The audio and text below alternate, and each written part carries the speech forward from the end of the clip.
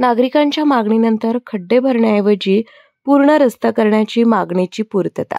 मुरगुड येथील नाका नंबर 1 समोर खड्ड्यांचे प्रमाण वाढले होते। तसेच पावसाळ्यामध्ये या ठिकाणी पाणी साठल्यामुळे मुरगुड शहरामध्ये प्रवेश करण्यासाठी या खड्ड्यामधूनच प्रवास करावा लागत होता।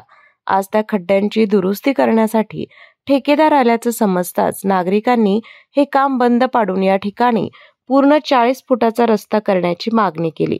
यानंतर ठेकेदार आणि सुपरवायझर यांनी संबंधितांशी चर्चा केल्यानंतर कंपनीच्या वतीने या ठिकाणी पूर्ण 40 फुटाचा रस्ता करून देण्याचं आश्वासन दिलं। त्याची पूर्णता करताना पूर्ण रस्ता खोदून हा 40 फूट रस्ता 2 दिवसांमध्ये तयार करून देण्याचं आश्वासन त्यांनी उपस्थितांना दिलं आहे। यावेळी नागरिकांची मोठी गर्दी जमली होती।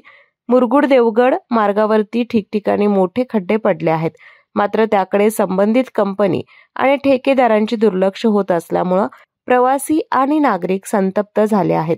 यातच मुरगुड येथील नाक्यावर खड्डे भरण्याचे काम सुरू असल्याची माहिती मिळताच नागरिकांनी या ठिकाणी गर्दी करून हे काम बंद पाडलं।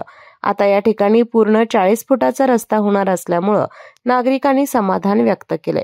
यावेळी शिवभक्त सर्जेराव भाट, ओमकार पोतदार, अमोल देवळे, संदीप परीट, सुहास देवळे यांच्यासह नागरिक उपस्थित होते।